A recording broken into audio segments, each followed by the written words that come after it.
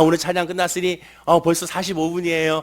이제 예배 다 끝났겠구나. 아니에요. 하나님의 은혜 안에 있으니 말씀을 통하여 하나님의 뜻 안에 거하는 저와 여러분들이 다 된 줄로 믿습니다.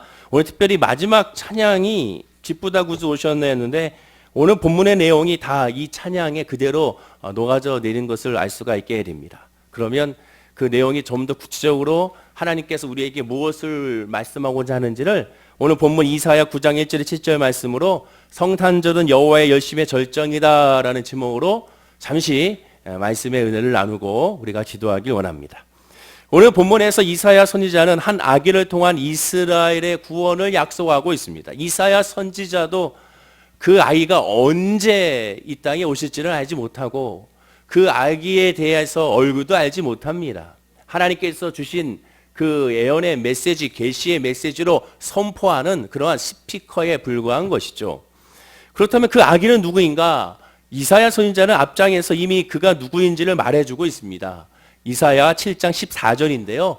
우리 다 함께 화면과 함께 읽어보겠습니다. 시작. 그러므로 주께서 친히 징조를 너에게 주실 것이라. 보라, 처녀가 잉태하여 낳을 것이요 그의 이름을 임마누엘이라 하리라. 처녀가 잉태하여 아들을 낳을 것인데 이것이 징조입니다.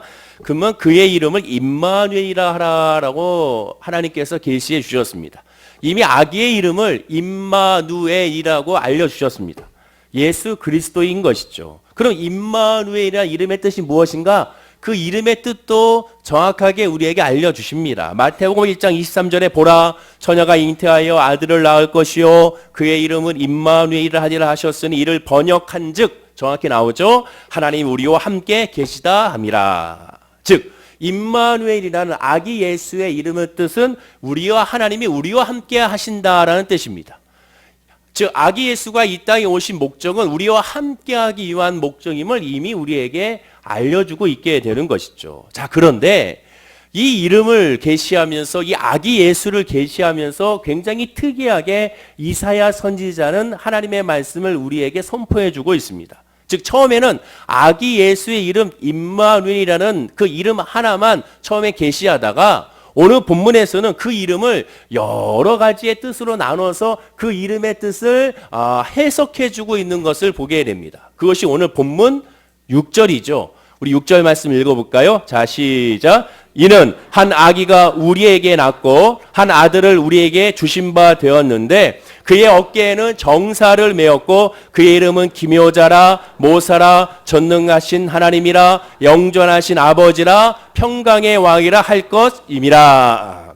자, 여기에서 그의 이름은 기묘자라 모사라라고 별도로 말하고 있습니다. 그래서 기묘자, 모사 이렇게 우리가 보통 이해하고 해석할 수가 있는데 사실상 원문과 또 영어 성경을 보면 아시겠지만 기묘자, 모사 따로 구분하는 것이 아니라 기묘한 모사, 기묘한 모사자, 원더풀 카운슬러 이렇게 표현하는 것을 보게 됩니다.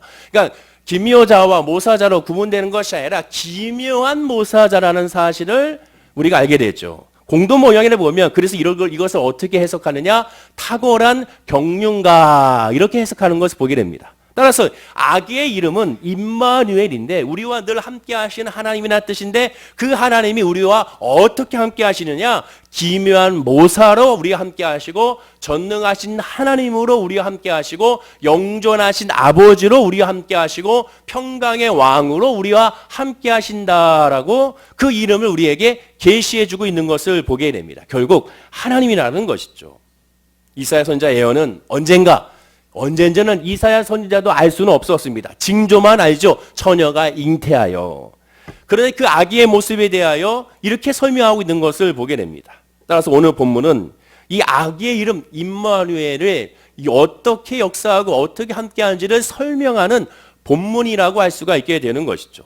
그런데 특이하게도 이사야 선지자는 이 임마누엘을 설명하기 위하여 오늘 본문을 세 부분으로 나누어서 우리에게 설명해 주고 있습니다. 그런데 그 세 부분으로 나눠서 설명해 준 것이 차례차례 설명해 주는 것이 아니라 거꾸로 설명하고 있어요. 보통 처음부터 시작하여 마지막에 결론인데 그런데 이사야 선지자 아예 결론을 얘기하고 나서 그 다음에 이어지고 있는 것을 보게 됩니다. 즉 1절과 3절에서는 이 아기가 어떠한 사역의 열매를 맺었는지 그 결과를 말씀해 주고 있고 그 다음에 4절과 5절에서는 이 아기가 무엇을 했는지, 어떠한 사역을 하는지에 대해서 설명해 주고 있으며, 마지막 6절과 7절에서는 이 아기가 태어났다는 사실, 그 이름의 속성에 대해서, 그 이름의 의미에 대해서 설명해 주고 있는 것을 보게 됩니다.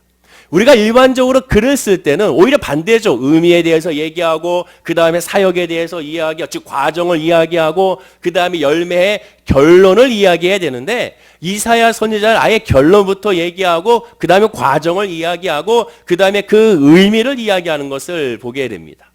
바로 이것이 하나님의 뜻이고 하나님의 길이고 하나님의 생각이죠. 왜? 하나님의 결론은 이미 다 나와 있습니다.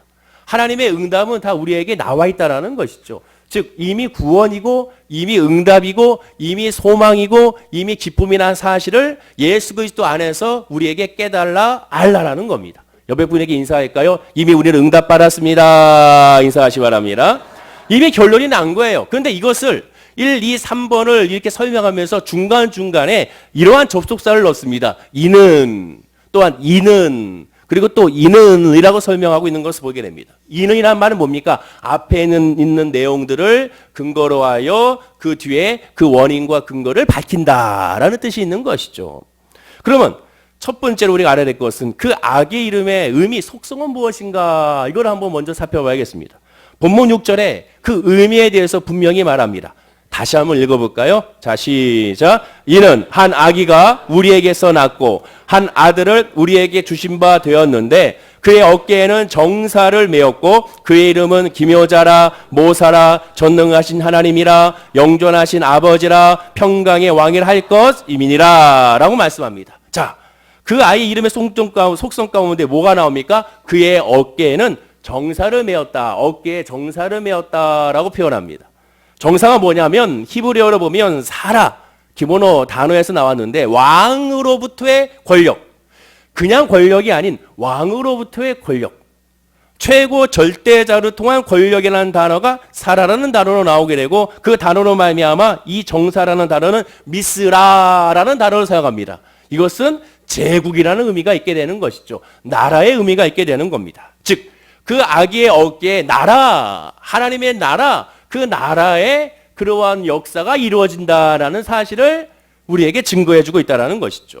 여러분, 고대 왕들은 여러분 왕들에 대한 옛날 사극이라든가 영화를 보시면 알겠지만 왕들은 어떻습니까? 화려해요. 왕건도 써야 되고 자기의 왕으로서의 지위를 나타내기 위하여 그의 뭐 옷이라든가 그의 무기라든가 이런 것들을 상징적으로 드러내는 것을 보게 됩니다. 의자도 그렇고 모든 것이 다 왕은 다르다는 것을 알게 되죠. 즉 왕의 권력과 왕의 권위와 왕의 지위를 상징하는 것을 그들은 어깨에 동서곡을 막론하고 매어 있는 것을 보게 됩니다. 우리나라도 마찬가지예요. 조선의 왕 하면은 생각나는 옷이 뭡니까? 공룡포라고 하는 옷이 있죠. 바로 지금과 같은 이 옷을 입게 됩니다. 이 옷을 가만히 보면은 가슴과 이 가슴, 그 다음에 등, 양 어깨에 뭐가 있습니까? 동그라미에 뭔가 무늬가 있습니다. 이 무늬가 뭐냐면 발톱이 5개가 있는, 지금 보이지 않겠지만 자세히 보면 발톱을 5개, 손가락과 같이 5개의 발톱이 있는 오조룡이 기록되어 있는 것을 보게 되는 것이, 이것을 원보라고 합니다. 이것이 딱 상징적으로 바로 가슴과 그 다음에 뒤와 등과 양 어깨에 있는 것을 보게 돼요. 이것은 뭐냐면 왕의 권력을 상징하게 되고 국왕을 상징하는 힘을 상징하는 것을 의미하게 됩니다. 이것을 어깨에 걸쳐놓고 왕으로서의 위엄을 보이게 되는 것이죠. 마찬가지입니다. 정사를 어깨에 메었다는 것은 이 땅을 통치한다는 뜻인데 그런 통치가 이 아기를 통하여 이루어진다는 것입니다. 한마디로 이 아기는 왕으로서 하나님 나라의 왕, 권력자로서 절대자로서 이 땅에 오셨음을 말씀해주고 있는 것이죠. 그럼 두 번째, 그 아기가 행한 것은 무엇인가? 본문 4절입니다. 우리 4절 말씀 읽어볼까요? 시작. 이는 그들이 무겁게 맨 멍에와 그들의 어깨의 책칙과 그 압제자의 막대기를 주께서 꺾으시되 미디안의 날과 같이 하셨음이니라. 자, 여기 나오죠. 인간에게 지어진 멍에, 채찍, 막대기를 꺾어버린다는 겁니다. 그 왕이, 그 아기가 이 땅에 와서 하시는 것은 무엇이냐? 멍에, 채찍, 막대기를 꺾어버리는 거예요. 그러면 왜 하필이면 멍에와 채찍과 막대기인가? 멍에와 채찍과 막대기는 노예들이 종들이 그것을 늘 힘들어하는 세 가지 요소라고 할 수가 있게 됩니다. 즉 노예를 다스리고 종을 다스리는데 사용하는 도구가 멍에와 채찍과 이 막대기인데, 한마디로 멍에와 채찍과 막대기를 부서뜨린다는 것은 우리의 종의 신분에서 노예 신분에서 자유케 한다는 의미가 이 안에 있게 되는 겁니다. 본문 5절을 보실까요? 본문 5절에 이렇게 말씀합니다. 읽어보겠습니다. 자, 시작. 어지러이 싸우는 군인들의 신과 피 묻은 겉옷이 불의 섭같이 살라지니니. 이게 무슨 말인가? 공동복으로 보면 쉽습니다. 마구 짓밟힌 군화, 피투성이가 된 군복은 불에 타 사라질 것입니다 라고 말합니다. 단순하게 전쟁에서 승리한다는 의미가 아니라 하나님의 나라가 임하게 되면 아기 예수가 이 땅에 오시면, 그분이 오시면 결국 전쟁이 사라진다고 의미하게 되는 것입니다. 평화가 도래한다는 것을 의미하게 되는 겁니다. 모두가 다 구원을 받는다는 것을 의미하게 되는 겁니다. 메시아의 마지막 날에 통치는 전쟁이 사라지는 것을 의미한다고 말씀하게 되는 것이죠. 그리고 이렇게 되기 위해서는 다시 오실 그 메시아는 바로 심판자로서 구원자로서 이 땅에 오셨음을 선포하게 되는 겁니다.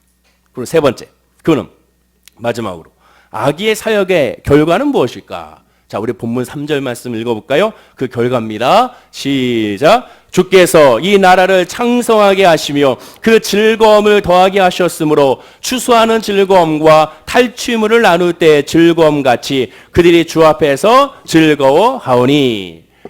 아기 예수가 이 땅에 오셔서, 임마누엘이 이 땅에 오셔서 하시는 사역의 결과가 무엇입니까? 제가 늘 강조하듯이 성경 읽을 때 반복적인 단어가 나오면 늘 주목하라 라고 말씀을 드렸습니다. 이미 3절에 반복적인 단어가 계속 나오죠. 그 즐거움을 더하게, 추수하는 즐거움, 나눌 때 즐거움, 그들이 주 앞에서 즐거워한다. 한마디로 뭡니까? 아기 예수의 사역은, 이 땅에 오신 예수 그리스도는 결국 그 결과는 즐거움이라는 겁니다. 기쁨이라는 겁니다. 평강이라는 겁니다. 소망이라는 겁니다. 그런데 우리가 여기까지는 잘 알고 있습니다. 즉 우리가 하도 성탄절을 예배를 매년마다 드리다 보니까 성탄절 때가 되면 여기서 저기서 아기 예수에 대해서 얘기할 때 평강의 왕, 그다음에 승리의 왕, 그다음에 기묘한 묘사, 영존하신 아버지 오신다는 사실을 계속 우리가 알고 듣고 있습니다. 이건 가장 기본적인 예수 그리스도의 사역을 의미하게 되죠. 자, 그런데 항상 강조하듯이 성경은 전체적으로 봐야 한다고 말씀을 드렸습니다. 그러한 말씀이 나오기까지, 이러한 사역의 역사가 나오고 하나님의 은혜가 나오기까지 지금 이사야 선지자는 무엇을 설명하고 있는지 그것을 더 집중적으로 봐야 한다는 것이죠. 그러면 바로 무엇이냐? 본문 1절부터라도 봐야 됩니다. 자, 우리 본문 1절 말씀을 주목해서 한번 읽어볼까요? 자, 시작. 전에 고통받던 자들에게는 흑암이 없으리로다. 옛적에는 여호와께서 스불론 땅과 납달리 땅이 멸신을 당하게 하셨더니 후에는 해변길과 요단 접쪽 이방의 관리를 영화롭게 하셨느니라. 사실상 방금 말씀드렸던 기묘한 묘사, 모사, 그 다음에 영존하신 하나님, 그 다음에 평강의 왕으로 오신 분, 당연히 아기 예수는 그렇게 이 땅에 오셨지만, 그러나 이것을 설명하기까지 더 중요한 설명을 지금 이사야는 하고 있는 것을 보게 됩니다. 그것이 1절이죠. 옛적에는 여호와께서 스불론 땅과 납달리 땅에 멸시를 당하게 하셨더니 후에는 해변길과 요단 저편 이방의 관리를 영화롭게 하셨느니라 라고 말합니다. 즉 이사야 선지자는 유대인들에게 선포하고 있는 겁니다. 이스라엘의 이 북부 지역에, 이 국경 지역에 멸시와 천대를 받던 그 지역이 이제는 해방되고 영광스럽게 변한다는 겁니다. 사사 시대 이후로 바로 이 국경 지역이던 북쪽 강대국에 위치해 있었던 그 지역은 늘 침략으로 말미암아 힘들어했습니다. 그 지역이 어디입니까? 바로 갈릴리 지역이죠. 노란색으로 나와 있는 이 지역이 바로 갈릴리 지역입니다. 국경 지역입니다. 어느 나라나 국경 지역은 늘 힘들 수밖에 없습니다. 변방이기 때문에 전쟁이 일어나고 약탈이 일어나고 계속 싸움이 일어나는 곳이 바로 이 국경 지역입니다. 그것이 바로 갈릴리 지역입니다. 그런데 그 갈릴리 지역이 아기 예수가 오시면 어떻게 된다? 영화롭게 변한다. 영광으로 변한다고 말합니다.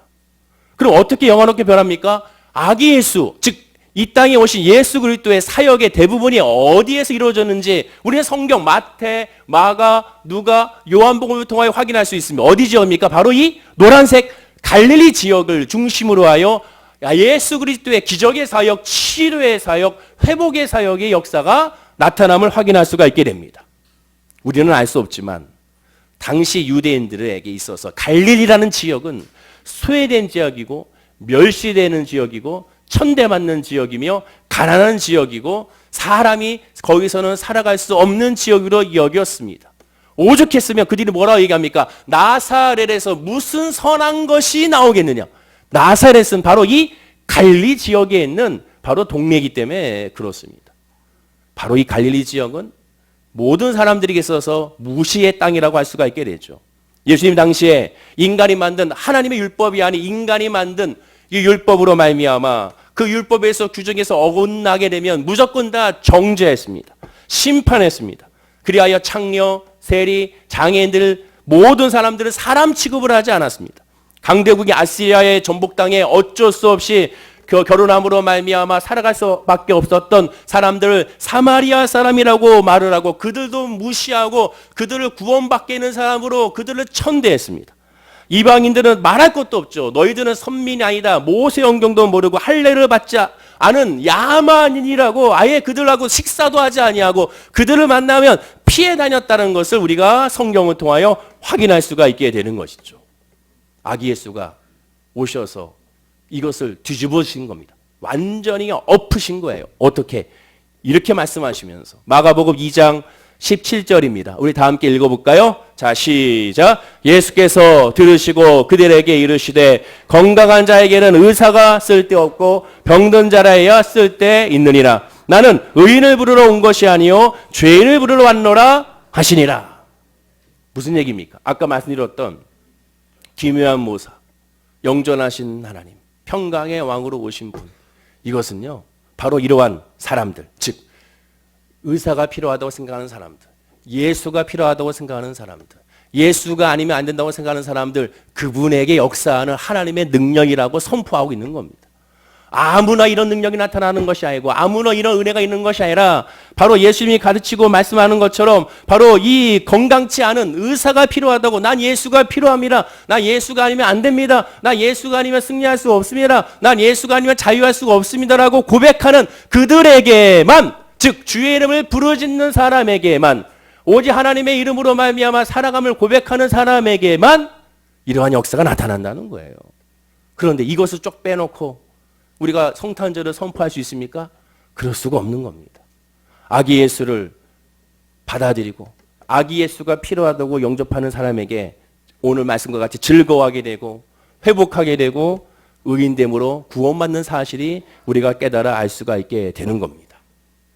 그런데 아주 더 중요한 것이 있습니다. 오늘 본문에서 이것보다 더 중요한 것이 있습니다.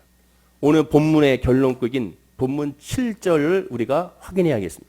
7절 말씀을 한번 읽어볼까요? 자, 시작. 그 정사와 평강의 도함이 무궁하며 또 다윗의 왕자와 그의 나라에 군림하여 그 나라를 굳게 세우고 지금 이후로 영원히 정의와 공의로 그것을 보존하실 것이라. 만군의 여호와의 열심히 이를 이루시리라. 여기 이런 말씀이 있습니다. 우리가 아까 찬양도 들렸지만 만군의 여호와의 열심히 이를 이루시리라 라고 말합니다. 바로 이 부분이라는 것이죠. 메시아가 아기로 이 땅에 오셔서 하는 것의 모든 배경은 결국 하나님의 열심이 있었기 때문에 가능하다는 겁니다. 여기서 말하는 열심이란 이 히브리어를 주목해야 됩니다. 이 열심이 성실이 아닙니다, 여러분. 여기서 말하는 열심이니까 그래 우리 열심히 합시다. 열심히 신앙생활 합시다. 열심히 기도합시다. 열심히 찬양합시다. 열심히 봉사합시다. 열심히 사랑합시다. 이 열심이 아닙니다. 여기서 말하는 열심은 히브리어로 키나라는 단어입니다. 카나라는 단어에서 나왔습니다. 이 말 뜻은요 놀랍게도요 두 가지 뜻이 있습니다. 첫째는 우리가 생각하는 그 열심이라는 뜻과 동시에 질투라는 뜻이 있습니다. 즉 이 열심은 질투를 동반한 열심입니다.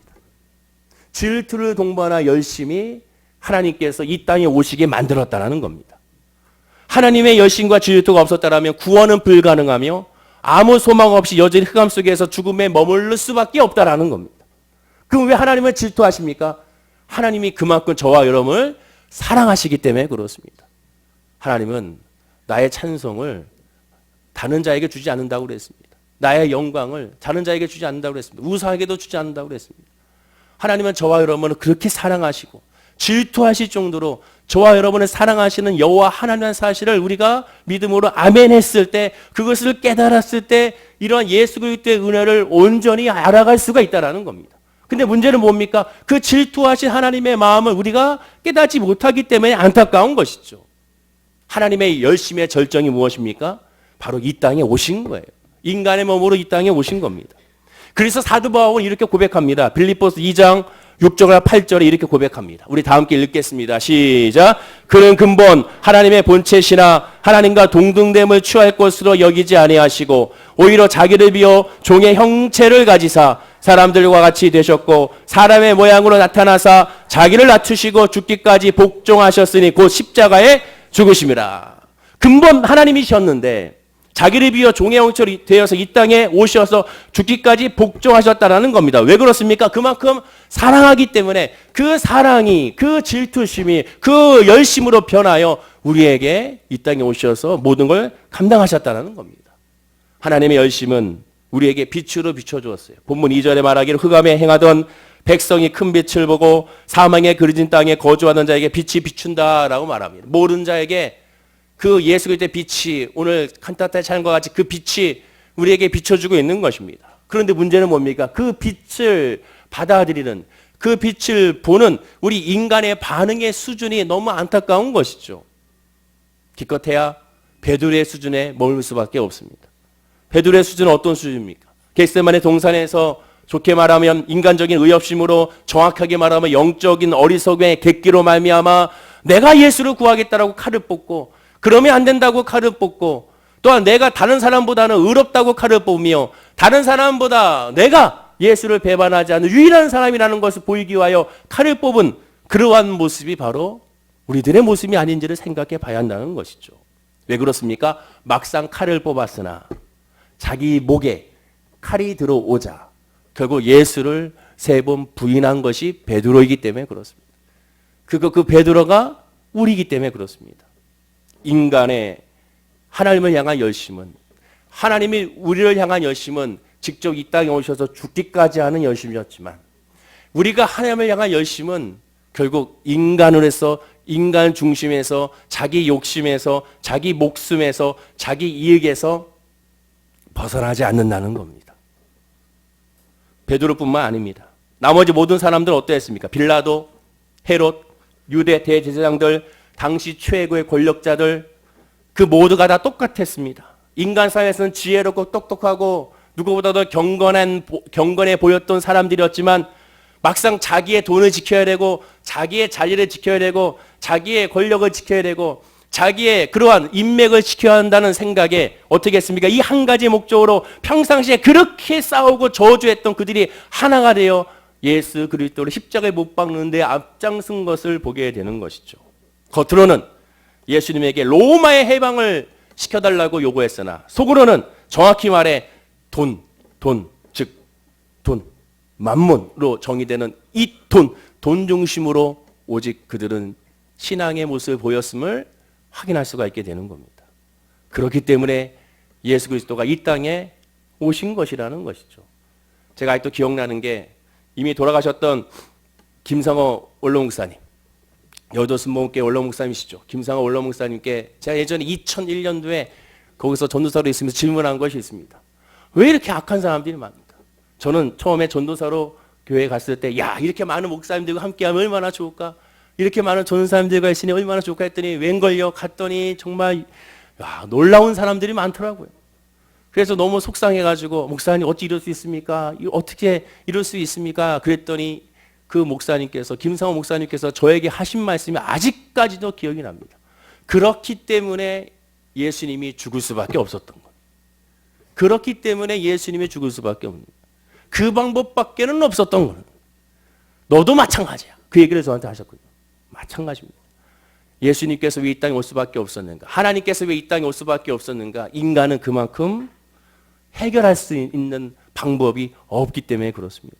사도행전 4장 12절입니다. 우리 다 함께 읽을까요? 자, 시작. 다른 이로서는 구원을 받을 수 없나니 천하 사람 중에 구원을 받을 만한 다른 이름을 우리에게 주신 일이 없음이라 하였더니. 다른 이름이 없어요. 없습니다. 다른 이름이 없습니다. 예수밖에 없는 거예요. 그 방법밖에 없습니다. 믿는 방법밖에 없습니다. 그 이름을 부르짖는 방법밖에 없다고 말하게 되는 것이죠. 그러니 예수님도 알기 때문에 묵묵히 대꾸하지 아니하고 말하지 아니하고 묵묵히 십자가를 지고 죽으시고 부활하신 겁니다. 마지막 순간까지 이 방법밖에 없기 때문에 예수님은 아무 소리 하지 아니하고 그들을 위하여 저들의 죄를 용서해달라고 기도하시면서 운명하신 것을 보게 되는 것이죠. 생각해 보십시오. 이런 죄에 빠진 인간을 구원하고자 하는 이 열심이 있는, 질투에 열심이 있는 세상에 어떠한 종교가 있습니까? 없습니까? 세상의 신들이 자기들의 인간들을 위하여 이렇게까지 하는 신이 있습니까? 없다라는 것이죠. 과거에도 없었고 지금도 없고 앞으로도 영원히 없을 거. 왜? 신은 하나님밖에 없기 때문에. 따라서 기독교는 종교가 아니라 그래서 진리이자 생명이라고 말하는 이유가 바로 여기에 있게 되는 겁니다. 그런데 우리가요, 이것을 알고는 있습니다. 맞아. 알고 있는 내용이지. 맞아. 그런데 맞다고 하지만 왜 우리의 이 영 가운데 부딪힘이 없을까요? 왜 실감이 나지 않을까? 단순하게 믿음이 약하기 때문에 그런 것인가? 고난이 심해서 그런 것인가? 그렇지가 않습니다.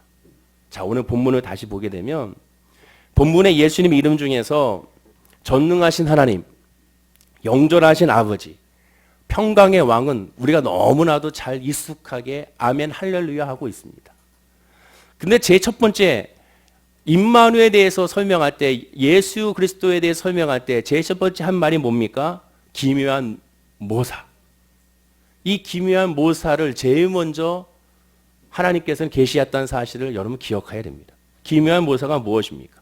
여호와의 열심은 기묘한 모사로서 우리에게 역사하신다는 거예요. 예수님은 분명히 엄청난 신적인 기적을 많이 베풀었습니다. 그런데 기적의 메시아가 반항과 변명은커녕 말씀 한마디 하지 않고 십자가에 달려 죽으셨습니다. 또한 베들레헴 말 구유에서 비천한 인간의 아기의 모습으로 오셨습니다. 그리고 로마를 물리쳐 이스라엘을 구원할 줄 알았는데 가이사의 것은 가이사에게, 하나님의 것은 하나님께 드리라는 그런 말로써 그들을 실망시켰습니다. 왜 그렇게 하셨는가? 바로 기묘한 모사이시기 때문에 그렇습니다. 기묘한 모사가 뭡니까? 놀라운, 상당가라는 뜻이죠. 탁월한, 경륜가라는 뜻도 있지요. 그러면 이 뜻의 정확한 의미는 무엇인가? 이사야 55장 8절과 9절에 메시아에 대한 설명 가운데 이렇게 설명하는 것이 있습니다. 우리가 잘 아는 말씀이죠. 한번 읽어볼까요? 자, 시작. 이는 내 생각이 너희의 생각과 다르며 내 길은 너희의 길과 다름이라. 여호와의 말씀이니라. 이는 하늘이 땅보다 높음 같이 내 길은 너희의 길보다 높으며 내 생각은 너희의 생각보다 높음이니라. 이겁니다. 하나님의 길은, 하나님의 생각은 인간의 그것과는 다르다는 거예요. 이게 기묘한 모사입니다. 그 인간의 다름의 기묘한 모사에 그 하나님의 열심이 바로 아기 예수 이 성탄절로 말미암아 절정이 됐음을 우리가 확인해야 한다는 겁니다.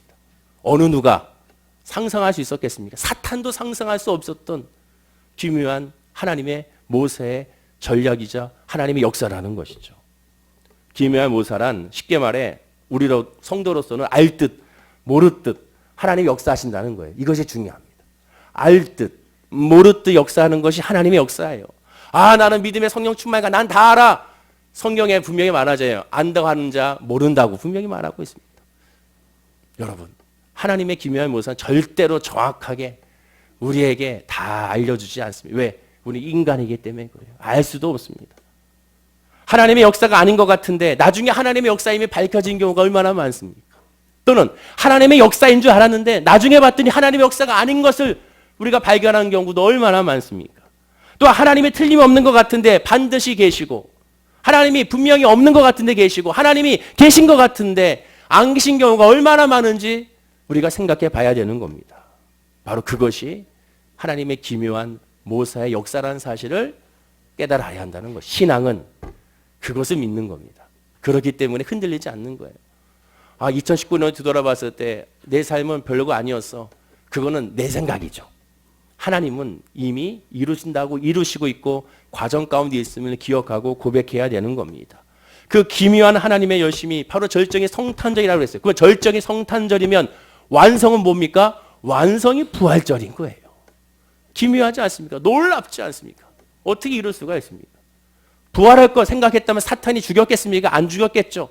아무도 상상하지 못하는 성경의 기적을 보세요. 어느 누구도 상상할 수 없는 홍해의 역사, 어느 누구도 상상할 수 여리고 성의 무너짐, 어느 누구도 상상할 수 없는 오병이어의 기적, 어느 누구도 상상할 수 없는 나사로야 나와라. 이 모든 것은 당시 있는 사람들의 상상을 초월하는 겁니다.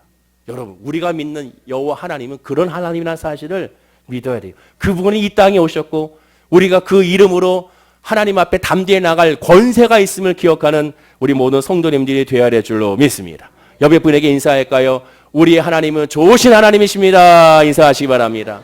한 번 더 인사하겠습니다. 우리 하나님은 기묘하신 하나님이십니다. 인사하겠습니다. 마지막으로 인사하겠습니다. 우리 하나님은 응답의 하나님이십니다. 인사하시기 바랍니다. 따라서 하나님만의 기묘한 열심이 있음을 깨닫고 그분 앞에 우리가 기도해야 되는 거예요. 그러니 기대하고 설렐 수가 있는 겁니다. 안 되니까 기대할 수 있는 거예요. 잘 되니까 더 기대할 수가 있는 겁니다. 오늘 성탄절날 바로 그 기묘한 모사이신 하나님의 열심이 우리에게 있음을 기억하고 그 이름으로 힘을 얻고 그 이름으로 승리하는 우리 모든 성도님이 되기를 간절히 축원을 드립니다. 기도하겠습니다. 아버지 하나님 감사합니다. 성탄절에 우리는 아기 예수 탄생을 기뻐하고 노래하는 것 끝나는 것이 아니라 믿게 하여 주시고 그 믿음이 하나님의 열심의 모든 것이 예수 그리스도이며 기묘한 하나님의 역사라는 사실을 기억하고 고백하는 우리 성도님들이 될 수 있도록 인도하여 주시옵소서. 주의 은혜가 우리에게 있기 때문에 흔들리지 아니하며 그 은혜가 우리에게 있기 때문에 예수 그리스도와 우리 함께하기 때문에 늘 함께하기 때문에 언제나 함께하기 때문에 그 믿음으로 말미암아 이루함을 받고 평안한 은혜의 복이 있음을 고백하는 우리 성도님들의 믿음의 복이 되게 하여 주옵소서. 감사드리며 예수님의 이름으로 기도드립니다. 아멘.